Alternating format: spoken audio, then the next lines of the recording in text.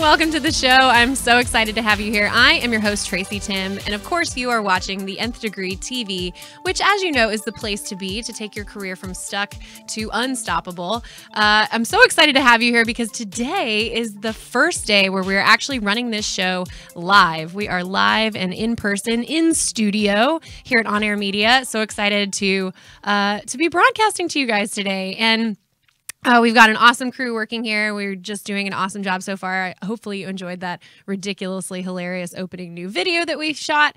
And again, just so excited to have you here. So today we're talking about something that I discovered recently from a career coaching client of mine. So as you know, I'm a career coach, a quarter-life career coach. So I work with young professionals who want to love what they do, not just tolerate it and get to their Saturdays. So one of my previous clients, Patrick, introduced me to this concept called Ikigai. And Ikigai is actually a 1,000-year-old Japanese reason for being. It's a concept that means why you get out of bed in the morning and what really gets you excited. So I'm going to pull up this image here. So Ikigai is a Japanese concept meaning reason for being, and everyone, according to the Japanese, has some type of Ikigai. And finding it really requires a deep and often lengthy search of yourself, which all of us know is really not the fun part of living, right? We just want to get through the day and have a lot of fun. But if we do that really difficult, sometimes challenging, right, search of self, then we can often find what really gets us excited and what really will carry us through the hard times. So such a search is regarded as being very important since it's believed that discovery of your Ikigai brings life satisfaction and ultimately a deeper meaning to your life. So I did a little bit of research. I'm gonna spill some knowledge on you today. So Ikigai is actually a combination of two Japanese words, Iki meaning life and Gai meaning worth or value. So the origin of the word, like I said, it's over 1,000 years old. It comes back from just before the 10th century. And originally, it was meant to mean a sum of all the small joys in your everyday life. So that someone who enjoyed a life that was full and vibrant and had little things going for it all throughout the time instead of these massive milestones would actually live a more wholesome and fulfilling life. So again, let me drop a little bit more Wikipedia knowledge on you because we all know that that's where we get the bulk of our information these days. So again, it's meant to be the source of value in your life and something that makes your life worthwhile. It's also referred to use in regards to your mental and spiritual circumstances, the things that make you feel like your life is valuable. But the most important thing here is that it's not necessarily tied to your economic status or your present state in society. And even a person feeling in their darkest moments, you know, that dark side of mountain that we talk about, if they have a goal in mind, they may even still feel Ikigai. So for a lot of the clients that I work with, even though they might not have landed their dream job just yet, they can still feel like their life has massive purpose and meaning as long as they know that they're working towards something really meaningful. So what I wanted to share with you is an actual graphic of what Ikigai looks like. So Jansen hit us up with this awesome graphic. It's 4 It would be a quadruple Venn diagram, I guess. We're going to get there, I swear. Here we go. So Ikigai is where what you love, if you see in the top quadrant there, meets what the world needs over to the right, meets what you can get paid for at the bottom, and meets what you're good at. So if we have what you love, what the world needs, what you can get paid for, and what you're good at, we have your Ikigai. And I'm going to walk you through all of these things briefly, just so you understand how these things come together to create your reason for being. So a lot of us will have at any given time, 2 or maybe 3 of those things. So if we pull that graphic back up, that'd be awesome, Jansen. So let's say that in your life, you have something that you love and something that you're good at, but you can't necessarily get paid for it, and maybe the world doesn't need it. That might be called your passion. Then let's say you have something that you love and something that the world needs, but you can't get paid for it, and you're not really good at that. Maybe that's not what you want to do for a living, but it might be called your mission. So then let's go to the right and the bottom. If you have what the world needs and what you can get paid for, but you don't necessarily care for it and you're not necessarily good at it, then that might be called your vocation. And if you have something that you can get paid for and you're good at, but you don't really love it, and maybe the world doesn't necessarily need it, we might call that your profession. And those are terms that we use constantly, right, in our everyday life. We have what's your passion, what's your mission, what's your vocation, what's your profession. And this is a great way to categorize those different ideas. But if we get a little bit deeper and we look a little bit closer, and then we start to add in other components of this model, then we start to get a little bit closer to our real Ikigai, our real reason for being, or raison d'etre, as the French would say. So let's say, for example, you have something you're good at, something you love, and what the world needs, but you can't get paid for it. So a good example of this might be, what's a good example of something that you can get paid, that you can't get paid for, but you're good at, you love, and the world needs? Let's say in my life, I know, for instance, that I'm pretty decent at art. I love doing it and the world needs it, but I can't get paid to do it. I'm not one of those people that's going to sell my artwork, and certainly, you know, my beautiful logo wasn't done by me. Those are other really super talented people that can get paid for that. So let's do another example. Let's pull that graphic back up. So let's say we have the top, the bottom, and the right side. So what you love, what the world needs, what you can get paid for, but you're not necessarily good at it. So a good example of this that I've used in the past is perhaps for me, basketball, right? I love to play basketball, right? The world needs basketball players, and you can certainly get paid to play basketball, but can you imagine me at 5'9" with a softball and volleyball background with the WNBA? No, right? I'm not very good at it, so that's probably not going to be my Ikigai. So let's try another example. If you have what the world needs on the right, what you can get paid for at the bottom, and what you're good at on the left, but you don't love, right? Then you're missing a certain component where, you know, you don't really feel that into it, right? So for me, an example of that actually was one of the previous jobs that I worked at. The world needed it, and clearly I could get paid for it, and I was decent at it, but I didn't love finance back when I used to work at the bank. So I had to realize that I might have 3 components of a full picture, but because I didn't have that component of real passion and love for it, it wasn't going to last forever. It wasn't my Ikigai. So there's one more. What do we have left? What you can get paid for, what you're good at, and what you love, but the world doesn't necessarily need it. That's a pretty interesting place to be, because you have this sense of, excitement and you enjoy what you're doing, but kind of uncertain because we don't know if the world actually needs that.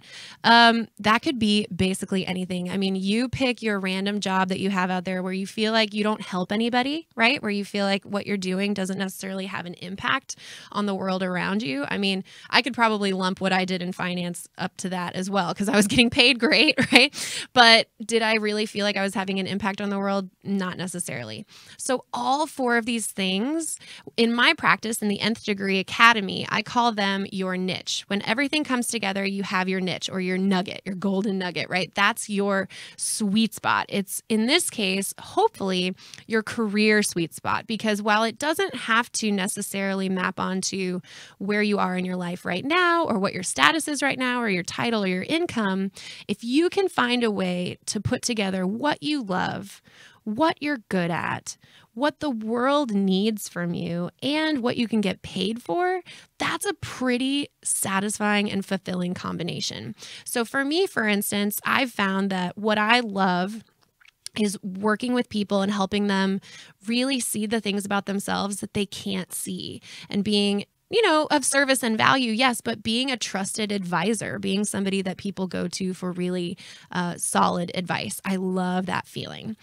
I happen to be good at speaking. I hope you think so. I think so. And I happen to be good at gifting and giving advice.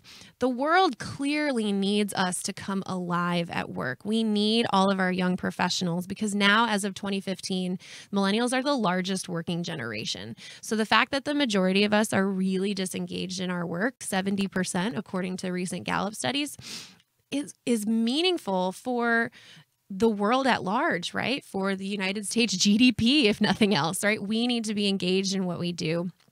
And we can only do that knowing that it's what the world really needs. And I know that what I do, I believe people really need and the world needs. And guess what? I can get paid for it, right? I've been taking care of my little old self for 3 years now, running my own business, and it's going great. So if you can find something where you can combine those three things, I promise you that this concept of Ikigai will work in your favor. So this gets a little deeper, actually. There's some research done, by several major outlets, including the World Economic Forum was actually the very first organization to do a lot of this outreach and research. And now it's been published, all different types of publications, including, I don't know, Jansen, what do we have? Forbes has written a whole great write-up about Ikigai. We've got something from BBC, which is really amazing. I would go and Google that. We've got something from Business Insider saying the same thing. And again, all this research comes from the World Economic Forum. That's where I got the majority of the information that I have today. But it turns out that researchers actually trace Ikigai to two very specific items in your life. One is the sense of oneness that you have with other people. And the other is the sense of being or self-actualization in yourself, meaning we can't do this alone. Yes, it's super important for us to feel like what we do is valuable, for us to have our own unique Ikigai, right? But it's also important that we fit that into something bigger than ourselves, something in our community, something in our country, something in the way that we see life as a whole. And it turns out that there's actually this fantastic TED Talk. I should have planned this ahead. But there's a researcher named Dan Budner, who did this amazing TED Talk about blue zones. And he talks about these places around the world. There are 4 specifically that they've studied that have the largest population of, I think they're called centenarians, people who are over 100. And these people in each of these societies who have been able to really outwit, outplay, and outlast everybody around the world have this concept in common. And this particular researcher, Dan, has linked longevity and blue zones to this practice of Ikigai. And in one of those places in particular he studied was Okinawa in Japan, which has the largest population of people over 100 in the country of Japan, and one of the largest populations in the entire world. And he said that the people who live the longest, right, have this item in common. They know that what really matters to them is what's going to carry them through the good and the bad. It's what's going to transcend what's going on in your life at a base level and bring you to a higher level. But here's the deal, y'all, and I always leave you with this. Knowing this is not enough. It's not enough for us to just know that I should be reaching for this type of engagement in what I do, or, oh, I have it and that's great, I'm just going to rest on it. Ikigai is all about action. It's all about taking motivated and quick action. And it's the people in all of his research who took action on their values that really saw the most benefit. So what I want you to do as you're moving forward, right? We're going into the end of the year and people are going to start talking to you about all of your resolutions and your goals for 2018. And a lot of you I know are probably looking to the end of 2017 to clean the slate. Right? We get to the end of the year and it's a nice clean break between what you were doing before and what you want to do in the future. And if one of your 2018 goals is to love what you do, to feel like it matters to the world, to be awesome at it, and oh, by the way, to get paid for it, right? Because this is not a hobby, we're building a career, then I want you to use Ikigai as your litmus test. I want you to think about actively, is what I'm doing, and let's pull up that graphic one more time so people can make sure that they're really understanding this, that is what I'm deciding to do, my reason for being. Does it have these 4 components, right? Does it have what I love so that I delight in it? Does it have what the world needs so that I feel certain about my purpose? Does it have what I can get paid for so that I feel fulfilled, right? So that I feel valuable and worthy. And am I good at it so that I feel useful, right? I feel like what I'm doing is impactful to other people. Because where those 4 components come together, that, my friends, is your Ikigai. It is your thing, your niche, your nugget. It's you, okay? Let's see here. One of the greatest things too is in the research that I started to look at, it can feel really overwhelming when you want to start a new job or a new career, right? You can be uncertain and you can feel like, oh, I have to change everything about my life or I have to completely start from scratch. But in reality, the people who practice real, true Ikigai, they did it in small and diverse ways. So it doesn't have to be life-changing because it's malleable. So there was a guy, one of these guys from Okinawa, a Japanese man from Okinawa who actually was a track star. And he went through his entire youth and early career as an athlete, right? As a professional athlete. But when he finally reached the age where he was no longer competitive, you can imagine if your life and your purpose is centered around being an athletic track star, what do I do when I can't run anymore?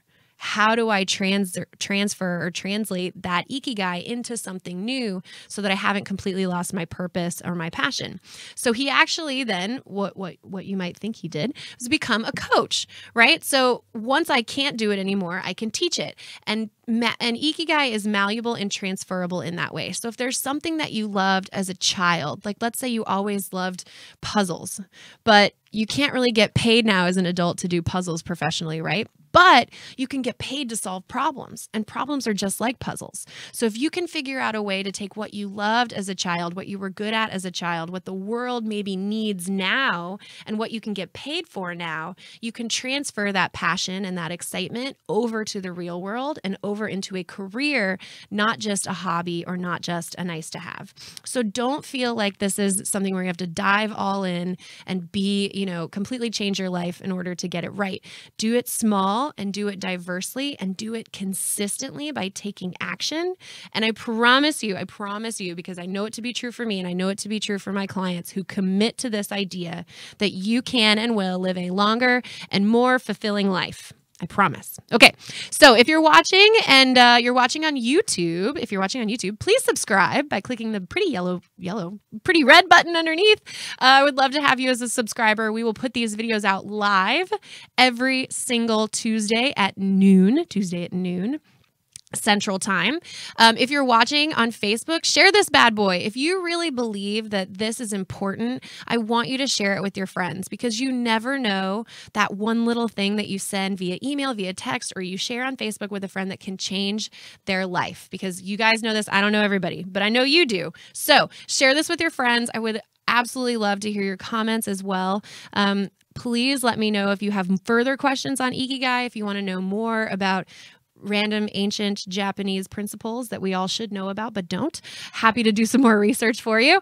But please, and then what I also have created, and I will have uploaded by the end of the day, once we have this beautiful video all jazzed up on YouTube, is I'll actually post an entire post about Ikigai, and I'll have a downloadable there for you so that you can use Ikigai as your own litmus test for your own career. So in order to get that, you'll just need to hop over to tracytimm.com, and click on the blog, and it'll be the most recent blog post there for you. So thank you so much for being here today. Make sure you subscribe, make sure you sign up, and make sure you share this with your friends, because you never know who's going to need it.